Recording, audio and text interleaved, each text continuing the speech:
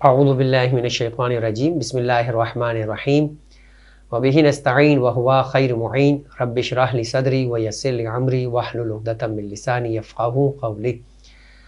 ناظرین کرام، درس فقہ کے اس سلسلے کے اندر نماز کے واجبات کے مسائل آپ کی خدمت میں مسلسل بیان کیے جا رہے ہیں۔ آج یہ 14th لیکچر ہے اور اس 14th لیکچر کے اندر نماز کے واجبات میں قیام کے مسائل آپ کی خدمت میں پیش کیے جائیں گے۔ اگرچہ کہ پچھلے دو لیکچر سے آپ کی خدمت میں قیام کے مسائل پیش کیے جا رہے ہیں، اور جیسے کہ وہ افراد کے جو ہمارے ساتھ شروع سے موجود ہیں انہیں اس بات کا علم ہے کہ نماز کے واجبات کی ابتدا میں اس بات کو بیان کیا گیا تھا کہ نماز کے واجبات جو 11 ہیں وہ رکنی اور غیر رکنی کے عنوان سے 2 حصوں میں تقسیم ہوتے ہیں۔ رکنی کا مطلب یہ تھا کہ وہ چیزیں کہ جنہیں نہ انسان غلطی سے اور نہ انسان جان بوجھ کر، نہ اس میں کوئی کمی کر سکتا ہے نہ کوئی زیادتی کر سکتا ہے، جیسے 2 دفعہ تکبیرۃ الاحرام نہیں ہو سکتی، 2 دفعہ قیام متصل پر رکوع نہیں ہو سکتا، 2 رکوع نہیں ہو سکتے، اگرچہ کہ اس کے کچھ مسائل ہیں جس کا تذکرہ جو ہے وہ جیسے تکبیر کے جب ڈیٹیلز مسائل آئے تھے تو اس وقت کر دیا گیا۔ اور واجبات غیر رکنی کا مطلب یہ ہے کہ نماز کے وہ واجبات کہ اگر ان میں کوئی غلطی ہو جائے زیادتی کے حساب سے یا کمی کے حساب سے تو نماز کے اندر اسے صحیح کرنے کا امکان موجود رہتا ہے۔ لیکن اگر جان بوجھ کے اس میں کوئی کمی یا زیادتی کی جائے، جیسے جان بوجھ کے انسان نماز کے رکوع کا ذکر جو غیر رکنی ہے اس میں کوئی گڑبڑ کر دیتا ہے جان بوجھ کے، یا قیام میں الحم پڑھتے وقت جان بوجھ کے غلطی کرتا ہے، تو ایسی غلطیوں کو معاف نہیں کیا گیا، اسے نماز باطل ہو جائے گی۔ ان واجبات رکنی کے اندر نیت، تکبیرۃ الاحرام کا تذکرہ ہو چکا، اس کے بعد قیام کی بات ہوئی تھی، تو قیام کے سلسلے کے اندر بیان کیا گیا تھا کہ کب قیام رکنی بنتا ہے، کب قیام غیر رکنی۔ آج جن مسائل کی طرف اشارہ کرنا ہے، جیسے بیان کیا کہ ابتدا میں وہ قرات کے مسائل ہیں، تو قرات کے سلسلے میں تذکرہ ہوا کہ قرات جو ہے اس سے مراد نماز میں وہ پڑھی جانے والی چیزیں ہیں کہ جو کبھی الحمد، کبھی سورہ، کبھی رکوع، کبھی ذکر کی صورت میں پڑھا جاتا ہے۔ لیکن یہاں بنیادی طور پہ قرات کا مطلب ہے پہلی 2 رکعت میں الحمد و سورہ اور تیسری اور چوتھی رکعت میں تسبیحات 4، یہ مراد قرات سے۔ تو یہ واجبات غیر رکنی ہے پہلے تو، اس کے بعد لہٰذا سمجھ میں آ گیا کہ کہیں اگر غلطی سے کوئی چیز کم یا زیادہ ہو جائے تو اس میں بچت کا امکان ہے۔ ہماری بات یہاں تک پہنچی تھی کہ قراءت میں الحمد پڑھنا ہے ترتیب کے اعتبار سے پہلے اور اس کے بعد دوسرا سورہ چھوٹا ہو یا بڑا کوئی فرق نہیں ہے، مگر ان آیتوں پر مشتمل سورہ نہیں ہونا چاہیے کہ جن آیتوں کے پڑھنے کے بعد سجدہ واجب ہو جاتا ہے، جو 21، 24، 27 اور 30ویں پارے کے اندر سورے موجود ہیں۔ اس کے بعد یہ بات ہوئی تھی کہ آپ الحمد پڑھیں یا کوئی چھوٹا سورہ پڑھیں، ان کی تلفظ جو ہے وہ ان کو صحیح یاد رکھنا ہے۔ اگر کوئی صحیح یاد نہیں کر سکتا تو اسے صحیح یاد کرنے کے لیے کوشش کرنی ہے، جب تک کہ وہ اس کوشش سے مصروف رہے اسے چھوٹ دی گئی ہے کہ جتنا حصہ وہ پڑھ سکتا ہے، اگر وہ اتنا ہے کہ جس کو ایک مناسب مقدار کہا جائے، مثلا الحمد میں اگر 7 آیتیں ہیں تو وہ 4 آیتوں تک پڑھ سکتا ہے، تو اس پر اکتفا بھی کیا جا سکتا ہے۔ اس سے کم ہے تو پھر کوئی بھی قرآن کی دیگر آیات کو پڑھنا ہے کہ جس کی وجہ سے وہ 7 آیتوں تک کا حصہ کہا جا سکے، اور یہ بھی نہیں آتا ہے تو کوئی بھی جو ہے وہ تسبیح، سبحان اللہ، الحمدللہ، اس طرح کی چیزیں پڑھ کر جو ہے وہ اس کی مقدار کو پورا کرنا ہے۔ اسی طرح سے سورہ کے اندر بھی ہوگا۔ اچھا، یاد تو ہے، صحیح پڑھ نہیں سکتا ہے، تلفظ صحیح نہیں ہے، قواعد جو ہے وہ اس کے اعتبار سے جو ہے وہ کمی ہے، تو تلفظ اور قواعد کے اعتبار سے گفتگو آ جائے گی، تو اس پر بھی محنت کرنی ہے اور صحیح سیکھنا ہے۔ جو جان بوجھ کے صحیح نہیں سیکھتا اس کے لیے پھر نماز جماعت میں شریک ہونا واجب ہو جاتا ہے، لیکن اس اعتبار سے کہ اس کی ایک شرعی ذمہ داری ہے وہ سیکھے۔ اب اسی شرعی ذمہ داری کے اعتبار سے آج پہلا عنوان ہے کہ اگر صحیح نہیں جانتا تو سیکھنے کے لیے جائے۔ سکھانے والا جو ہے اس کے لیے نماز کے واجب اذکار کو سکھانا واجب ہے۔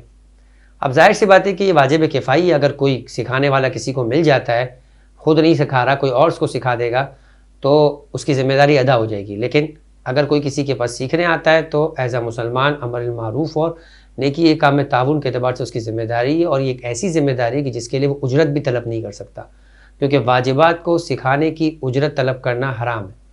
لہٰذا غسل و کفن جو واجب مقدار ہے اس کی اجرت طلب نہیں کی جا سکتی، قرآن مجید سیکھنا واجب نہیں ہے، بہت فضیلت رکھتا ہے، پیغمبر کی روایت ہے کہ خیرکم من تعلم القرآن وعلمہ، تم میں سے بہترین فرد امت مسلمہ میں وہ ہے کہ جو قرآن سیکھتا ہے اور قرآن سکھاتا ہے۔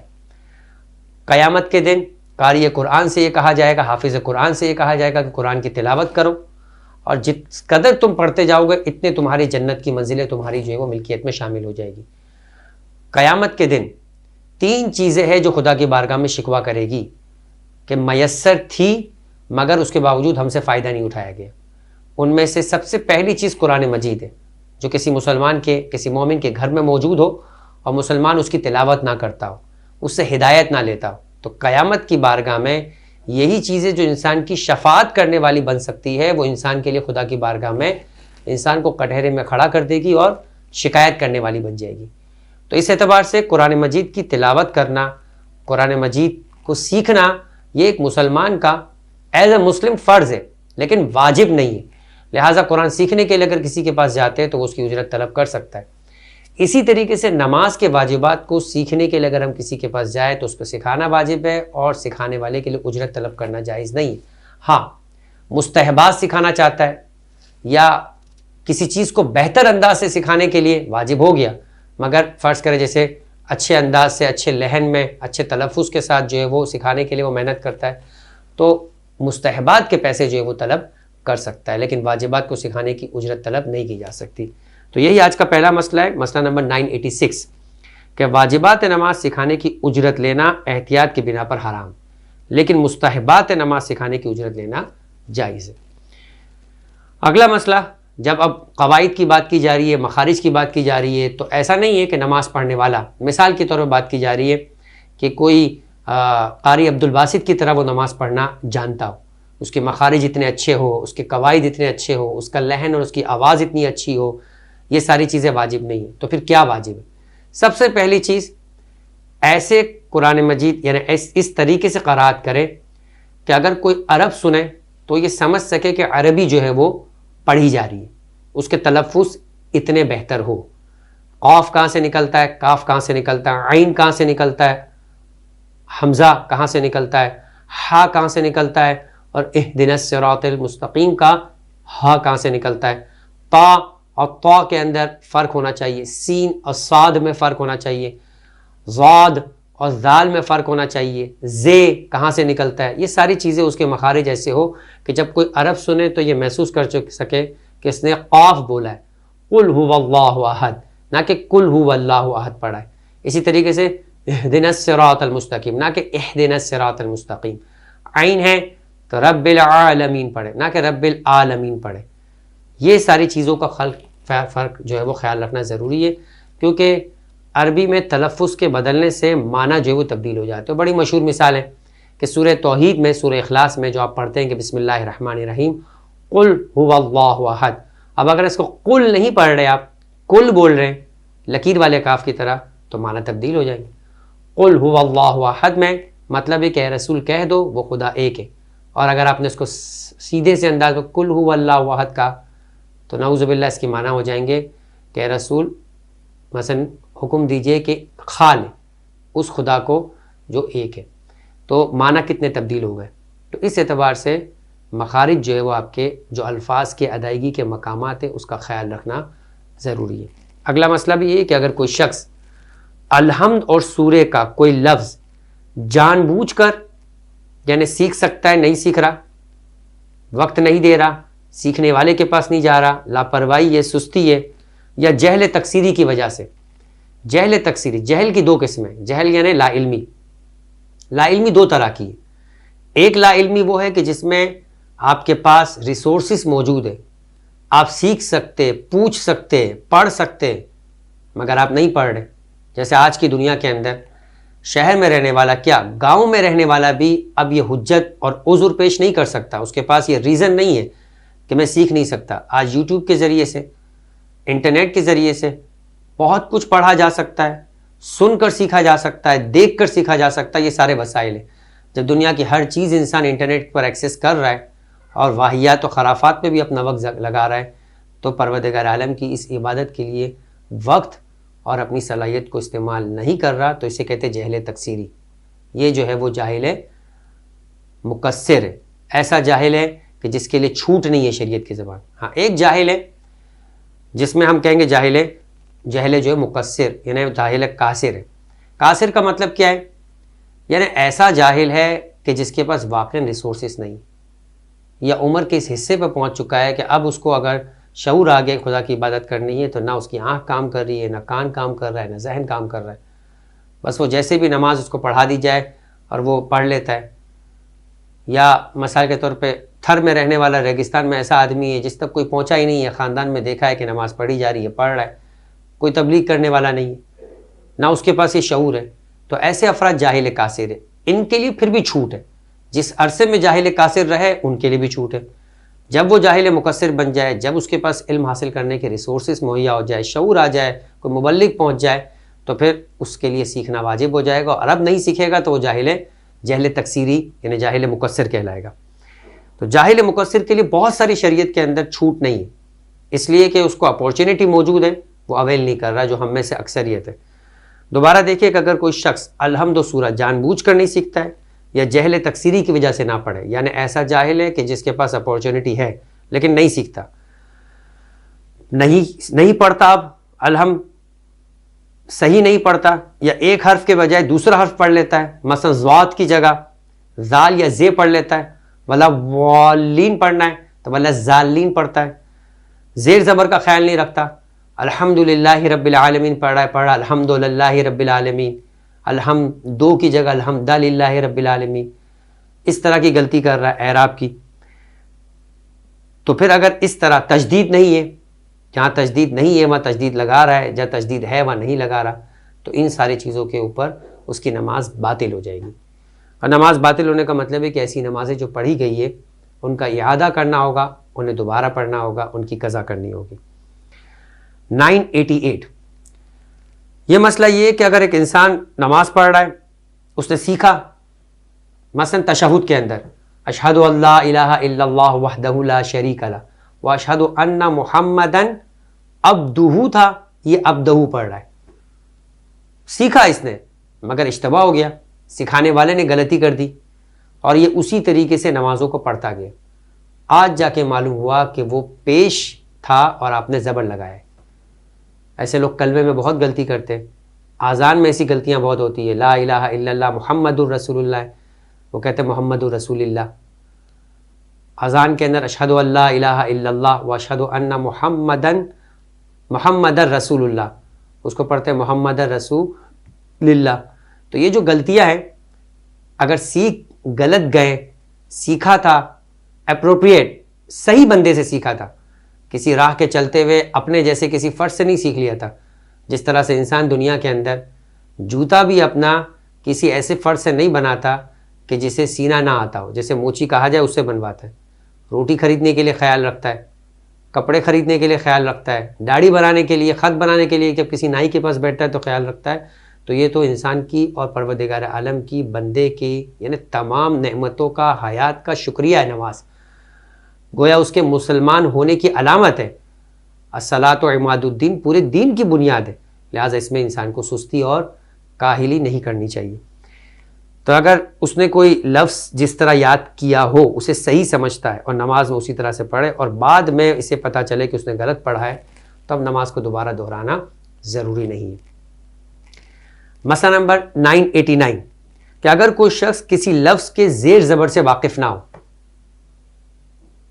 کوئی نیا سورہ شروع کر دیا، آج ہی چاہ رہا تھا کہ روز قل هو اللہ احد، روز مثال کے طور پہ انا اعطیناک الکوثر سورہ کوثر پڑھتا تھا، آج اس نے چاہا کہ انا انزلنا پڑھے، لیکن اس کے زیر زبر سے 100% واقف نہیں تھا، کیونکہ نماز میں واجب ہے. اب اگر نہیں دیکھا ہے تو دیکھ کر اسے صحیح طرح سے پڑھ کر سمجھ کے پھر اس کا جو علم مطابق تلاوت کرے. اب یہ نہیں جانتا کہ وہ لفظ ہا، ہاتھی والا ہا ہے جس کے نیچے جو ہے وہ آپ سمجھے کہ نشان لگتا ہے، یا جو ہے وہ حلوے والا ہا ہے. اب اہدنا الصراط المستقیم ہے یا اہدنا الصراط المستقیم نہیں سمجھ میں آ رہا، تو ضروری کہ کسی بھی طرح اپنی ذمہ داری پوری کرے. مثلا سیکھ لے، سیکھے نماز سے پہلے دیکھے اور پھر اس کے بعد جو ہے وہ نماز پڑھے، یا نماز جماعت سے پڑھے کہ نہیں جانتا، اگر الحمد ہی نہیں جانتا تو چوائس نہیں ہے اس کے پاس کہ علم چھوڑ کے کوئی دوسرا سورہ پڑھے تو جماعت میں شریک ہو، یا ایسے لفظ کو دو یا دو سے زائد، مثلا ضاد ہے، ذال ہے یا زے، اب یہ تین چوائسز ہو گئی. ہاں اہدنا الصراط المستقیم اور اہدنا الصراط المستقیم، یہاں دو چوائسز ہے کہ حلوے والا ہا ہے یا دو چشمی والا ہا ہے، کون سا ہے؟ تو کہہ رہے ہیں کہ پھر وہ ملٹیپل ٹائم اسی چیز کو پڑھے تاکہ اسے یقین ہو جائے کہ دو میں سے ایک جو ہے وہ صحیح تھا. اس طرح سے اپنی ذمہ داری پوری کرے. البتہ اس طریقے میں اس کی نماز اسی صورت میں صحیح ہو سکتی ہے کہ جب غلط ادا کیے جانے والے جملے کو قرآن یا ذکر کہا جا سکے. جیسے آپ قل هو اللہ احد اور قل هو اللہ احد میں جو لکیر والا کاف ہے وہ کسی بھی طریقے سے نہ کوئی ذکر بن سکتا ہے نہ قرآن جو ہے وہ اس کا حرف بن سکتا ہے. بعض جگہ پہ ممکن ہے کہ ایک ہی ورڈ قرآن کا حصہ نہیں کہلائے گا، اس سورے کا حصہ، مگر اگر آپ نے تبدیلی پیدا کر دی اس میں تو بالآخر وہ قرآن میں کہیں استعمال ہوا ہے، اس کے کوئی معنی ایسے بنتے ہیں جو سینس لیس معنی ہے جس کو ذکر خدا کہا جا سکتا ہے، تو وہ پھر بھی ایکسیپٹیبل ہو جائے گا. لیکن اتنا علم کہاں سے انسان کے پاس آئے، اتنی عربی جاننا، عربی کے اتنے معنی سے واقف ہونا، یہ عام آدمی کی دسترس میں نہیں ہوتا. تو خلاصہ یہی ہے کہ انسان سیکھ کر نماز پڑھے، چیک کر کے نماز پڑھے، کوئی نئی چیز کا تجربہ اس وقت تک نہ کرے جب تک اس کو سیکھ نہ لے، اور اگر بنیادی چیزیں ہی نہیں واقف ہے جیسے الحمد تو پھر جماعت کے ساتھ اپنی نماز کو پڑھے اور جتنا جلد ممکن ہو سکے اپنی نمازوں کو صحیح ادا کرنے کا طریقہ جان کر اپنی نمازوں کو انجام دے. اب 990 یہ بڑا ٹپیکل مسئلہ ہے تھوڑا سا، اور اس مسئلے کی جو نوعیت ہے وہ قواعد کے اعتبار سے. عربی زبان میں عربی جو پڑھنے کا جو طریقہ کار ہے اس میں دو تین چیزیں جو ہے وہ اپنی جگہ پہ ویلیو رکھتی ہیں. ایک، باقی زبانوں میں یہ چیزیں اتنی زیادہ نہیں ہیں. مثلا اردو بولنا ہے تو آپ کو صرف آپ کے تلفظ صحیح ہونا چاہیے اور آپ کے جو مخارج ہے وہ صحیح ہونا چاہیے. بہت زیادہ مخارج پہ زور نہیں ہوتا ہے لیکن اچھی اردو بولنے والے مخارج کا خیال رکھتے ہیں، اور اسی طریقے سے جو ہے وہ اعراب کا بھی خیال رکھتے ہیں. مثلا کہاں پہ آپ کو جو ہے وہ تذکیر و تانیث ہے اس کا بھی خیال رکھنا پڑتا ہے. اسی طریقے سے عربی کے اندر بھی جب عربی بولی جاتی ہے تو عربی بولنے کے اندر ایک تو اس کے حروف کے مخارج کا خیال رکھا جاتا ہے. 17 مخارج ہے، الف سے لے کے یا تک. حروف کو تقسیم کر کے انہوں نے کہا ہے کہ کچھ حروف مثال کے طور پہ حروف صفیر ہے، کچھ حروف جو ہے وہ فرض کرے لہاتیہ ہے، کچھ حروف شمسیہ ہے. تو ان چیزوں کے حساب سے مخارج کا خیال رکھنا ہے. اور کچھ جو ہے وہ عربی کے اندر قواعد ہے ان کا خیال رکھنا ہے. اب کچھ قواعد کا خیال رکھنا نماز میں واجب ہے. قرات میں تو حسن قرات اپنی جگہ ہے ہی، لیکن ہم نماز میں حسن قرات کے سارے قواعد کا خیال رکھنا ضروری نہیں. اب مثلا قلقلہ ہے، کتب و جدن، قاف، توئیں، با، جیم اور دال، یہ 5 حرف ہیں، ان کو ملا کر کہا جاتا ہے کتب و جدن. جب بھی کسی آیت کا اختتام ان حروف پر ہوتا ہے تو پھر اس وقت قلقلہ کیا جاتا ہے. مثلا قل هو اللہ احد، اس طریقے سے گویا آواز ریبون کرتی ہے آپ کی، احد. اسی طریقے سے کفوا احد، قل اعوذ برب الفلق. تو یہ قطب جدن جب اینڈ قاف پہ ہوا، دال پہ ہوا. لیکن اس قلقلے کے قانون کا خیال رکھنا نماز میں ضروری نہیں، واجب نہیں. لیکن کچھ قواعد ہیں جن کا خیال رکھنا واجب ہے، جن میں سے ایک مد کا قانون ہے.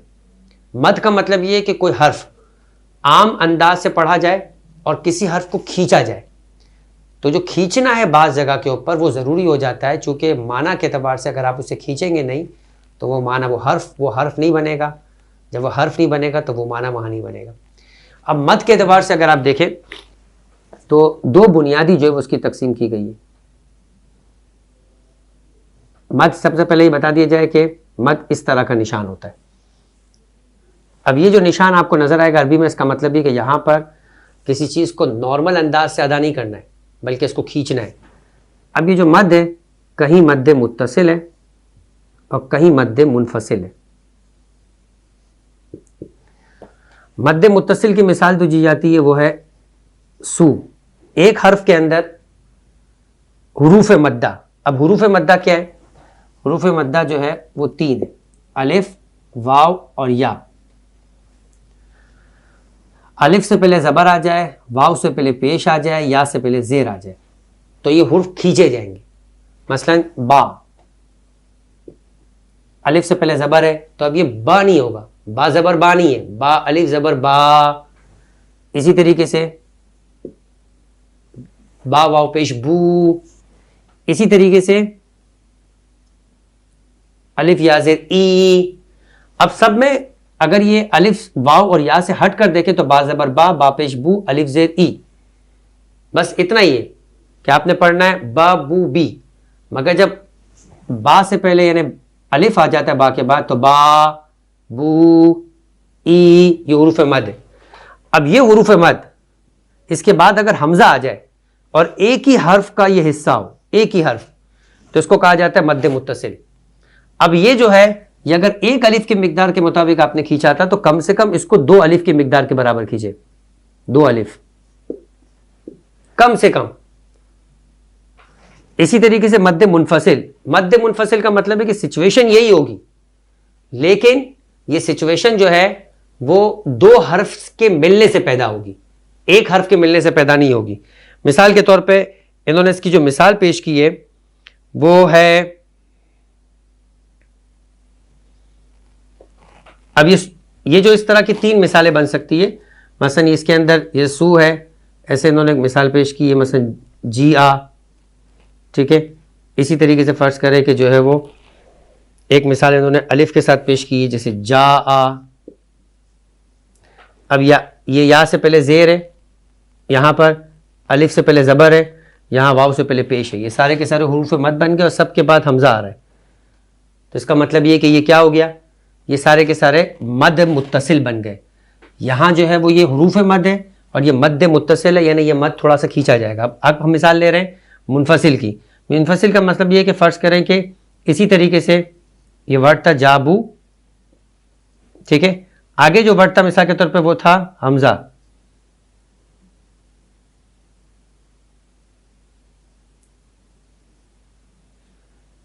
اب یہ ایک ورڈ الگ ہے، یہ ورڈ الگ ہے، یہ ورڈ الگ الگ ہے، لیکن واو سے پہلے پیش آ گیا اور اس کے بعد اگلے حرف کا پہلا حرف حمزہ ہے.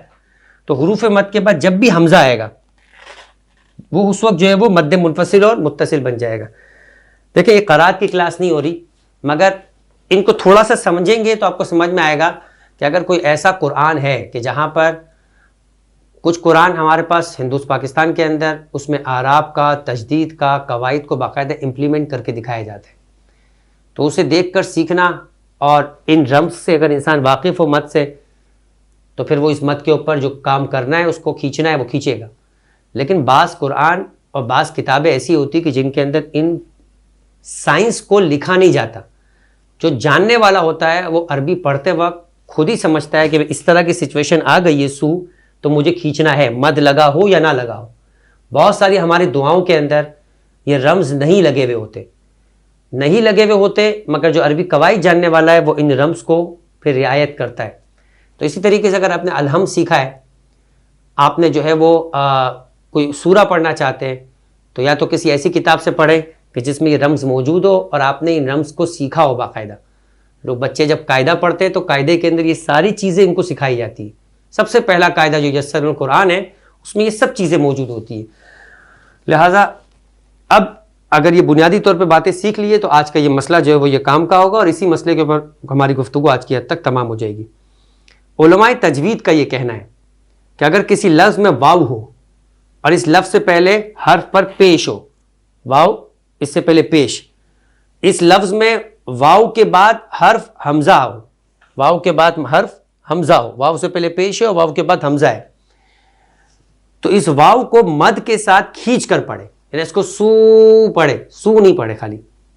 اسی طرح اگر کسی لفظ میں الف ہو اور اس لفظ میں الف سے پہلے زبر ہو، الف سے پہلے زبر ہو، اور اس لفظ میں الف سے پہلے حرف پر زبر ہو اور اس لفظ میں الف کے بعد حرف حمزہ ہو، جیسے یہ جا، تو ضروری کہ اس لفظ کے الف کو کھینچ کر پڑھے. اگر کسی لفظ میں یا ہو اور یا سے پہلے جو ہے وہ زیر ہو اور پھر اس کے بعد اگلا حرف میں حمزہ ہو، جیسے جی آ، یا سے پہلے زیر ہو اس کے بعد حمزہ ہے، تو ضروری کہ یا کو مد کے ساتھ پڑھے. اگر ان حروف واو، الف اور یا کے بعد حمزہ کے بجائے کوئی ساکن حرف ہو، یعنی اس پر زبر، زیر یا پیش میں سے کوئی حرکت نہ ہو، تب بھی ان حروف کو مد کے ساتھ پڑھنا چاہیے. اب یہ ہے مد عارض. جیسے اس کا نام جو ہے وہ مد عارض، جیسے یہ تیسرا ہے، اب گویا یہ مد کی تیسری قسم ہے مد عارض. یعنی اس میں کیا ہے، یہی اگزامپل ہے مگر اس کے بعد کوئی خالی حرف موجود ہے. مثلا باب، بو ہے، مثلا فرض کرے کہ ایک اور واو موجود ہے، ای ہے مثال کے طور پہ. اب یہ لفظ جیسے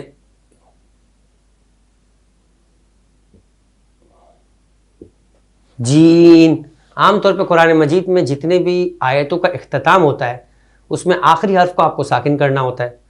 جب آخری حرف ساکن ہوتا ہے اور اگر اس سے پہلے والا بھی ساکن ہو، جیسے منافقون، ابھی جو لفظ منافقون ہے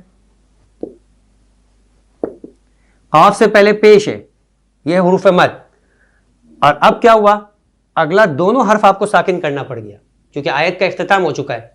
تو لہٰذا آپ نے منافقون، اب یہ منافقون نہیں ہوگا، منافقون. تو ان مد کو کہا جاتا ہے مد عارض. تو یہاں بھی کھینچنا ہوتا ہے، لیکن ظاہراً ایسے معاملات میں قرات کا صحیح ہونا مد پر موقوف نہیں ہے. یعنی اگر آپ نے ان چیزوں کا خیال نہیں کیا تو کہہ رہے کہ نماز آپ کی جو ہے وہ باطل نہیں ہوگی.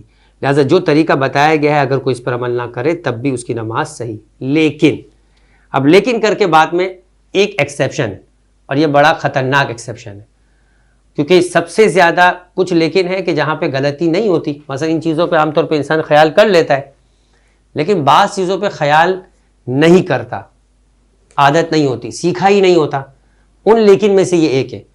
لہٰذا جو طریقہ بتایا کہ اگر اس پہ کوئی عمل نہ کرے تب بھی نماز صحیح ہے، مد کا خیال نہ کرے نماز صحیح ہے. لیکن ولا والین جیسے الفاظ میں جہاں تجدید اور الف کا پورے طور پر ادا ہونا مختصر مد پر موقوف ہے، ضروری کہ الف کو تھوڑا سا کھینچے، یعنی ولا وال اتنا تو کم سے کم کیجیے. ہاں یوں نہیں ہے جیسے قاری صاحب بولتے کہ 4 الف تک کھینچے، ولا